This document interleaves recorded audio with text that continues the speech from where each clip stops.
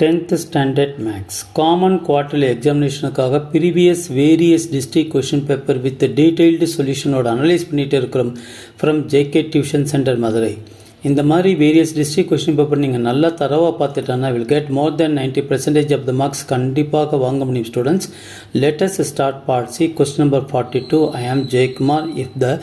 If 5th, 12th and 15th terms of an AP are x, y, z respectively, then find the values of 3x minus 10y plus 7z equal to என்னன்னு கேட்டிருக்காங்க.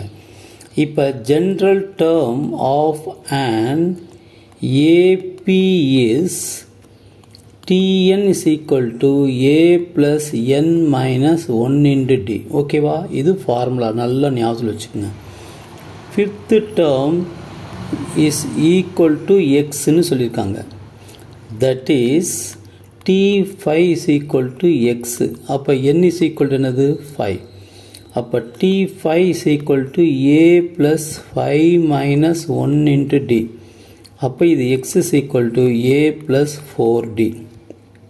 Okay, இதே போல் 12th term என்னென்னு சொல்லியிருக்காங்கன்னா y.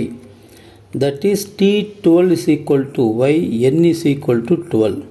அப்போ T12 is equal to a plus 12 minus 1 into d. அப்போ a plus 11d.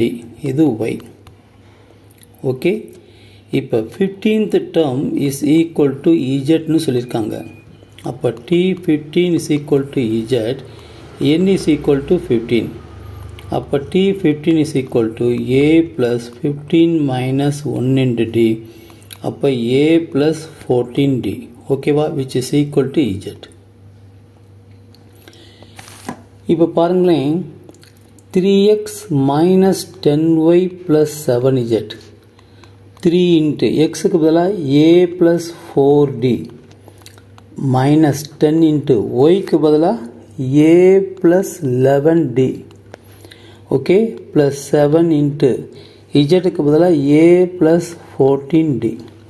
இப்போ இது உள்ளுக்குள்ள மல்டிப்ளை பண்ணிக்கோங்க. 3a plus 12d minus 10a minus 110d plus 7a plus 98d.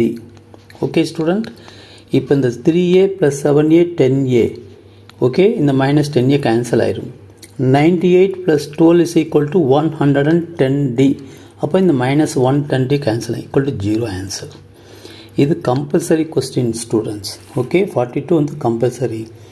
Thank you, wish you all the best. Subscribe பண்ணிவிட்டு plus like பண்ணிவிட்டு plus share பண்ணிவிட்டு பாருங்கள் students. All the best.